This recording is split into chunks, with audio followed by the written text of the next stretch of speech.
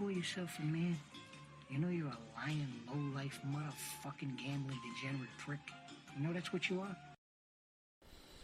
Hello, you degenerate fucks, and welcome to The Degenerate Gambler. It is Monday the 19th of October, and we're here with just another Monday review. This week, if you follow me on social media, you would have seen that I had a very, very close bet with Barcelona. Kind of sickened me because obviously I had 5 selections correct, and Barcelona, you'd expect Barcelona to beat Getafe 10 times out of 10, so very disappointing, but it was the closest probably I've got other than the £70 bet that I did win a few weeks ago. But yeah, so just looking at last week's selections, I had 5 correct and 6 wrong, so not great, but there was a bet in there somewhere, but I just happened to not pick the right team.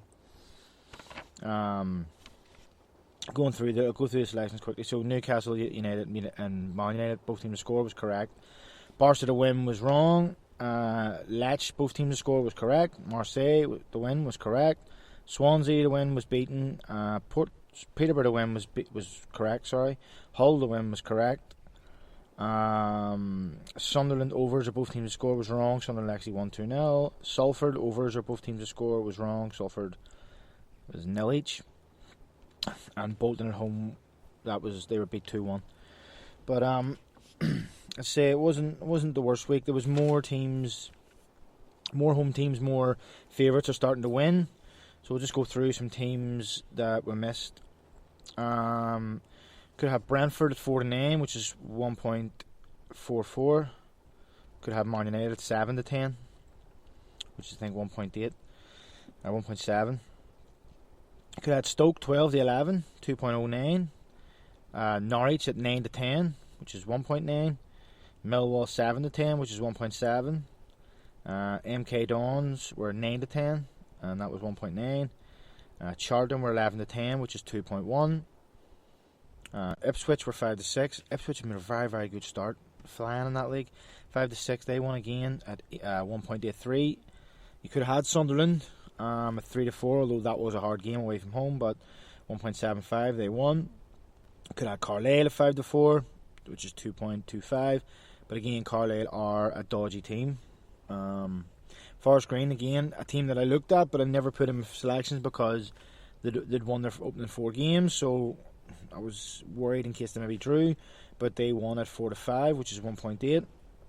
Harrogate Town, who have made a very good start life in League 2, they were even money. They win I think it was 2-0, 1-0 or 2-0, and that's 2.0. Cambridge, who are top of the league, were 13-10, which is a great price.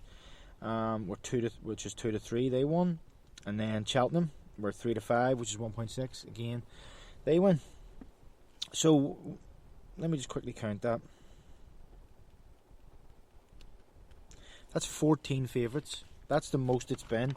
If I look back for the last few weeks, I think it was 7 or 8 and be 9 last week that won favourites.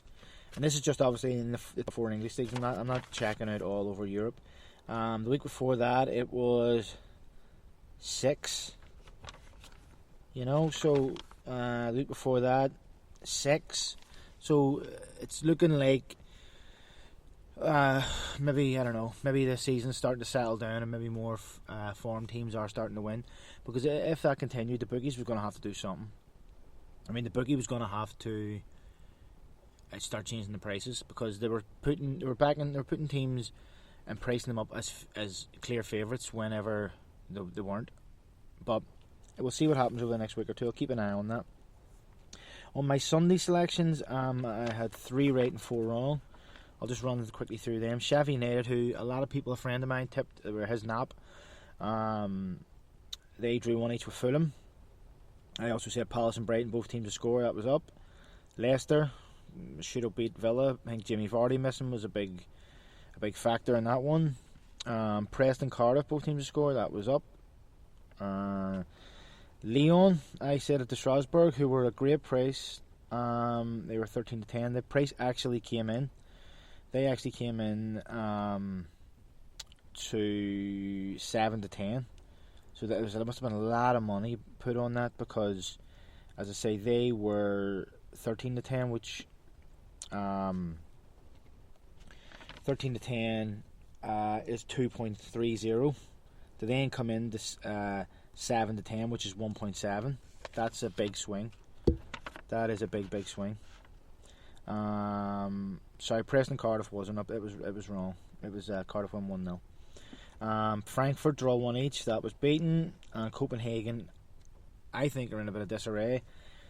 I looked through the league standings the last couple of years, and they've either been first or second every year for the last 3 or 4 years, and they've made a terrible start this year. So, again, it wasn't great.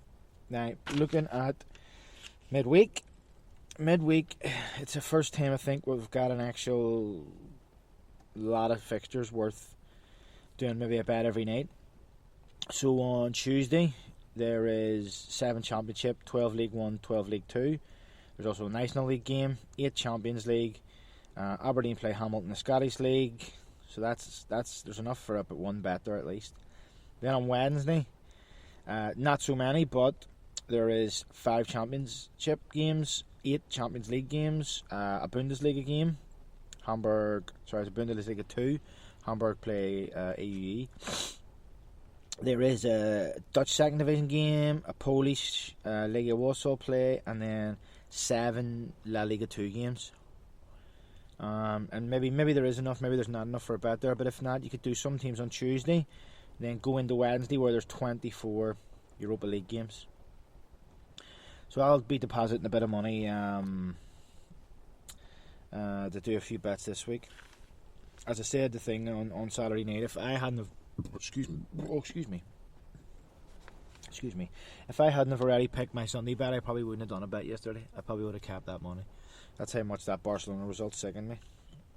I mean, even just quickly on that Barcelona result, if anybody saw the match or the highlights even, there was, the penalty was a bit dodgy. It looked like the Getafe players were throwing themselves to the ground all over the show. I think Barca were unlucky maybe not to have a penalty too, but listen, no excuses. The team that Barcelona had out, so if you go to the head-to-head in the two teams, right, Barcelona had before this won 4 of their last 5 away games and drew the other one, which was against Celta Vigo, right? They had beaten Getafe away from home the last 4 times. 2-0, 2-1, 2-1, 2-0. That goes back to 2015. You know, even last year, beat them 2-0 and 2-1 twice last year. So, you know, and Getafe have a decent home record, but just not against Barcelona. But looking at the lineup, let me see the lineup here. So that's basically a full lineup. You know, Busquets, De Jong, Griezmann, Dembele, Messi, and then they brought on the kid Fati, they brought Coutinho on. So listen, they should have beat them, but it is what it is. What are you going to do? You got to just move on and hope that getting close is now going to lead to a nice big win, because that bet was paying £178 for a fiver, so that was 30 something to 1. Yeah, so as I say, good football this week, enough to get a couple of bets. So I think we'll all be happy with that. Hopefully we'll get midweek football back. Before I go, I could just ask everybody to leave a review on Apple and any other podcast apps that do it, but also follow me on social media, get your friends to follow, like and retweet the bets. Also send me your own bets. And just a quick look ahead to see what I'm going to talk about on Thursday, as I like to have a wee topic every now and again. But on Thursday it's going to be betting on betting terminology. So things that I say all the time, you hear me say things like fancy, nap, whatever, all these other things, types of bets, things like that. Just terminology in the world of gambling. So that's for Thursday. But that's basically it for today. So just leaves me to say good luck and happy punting.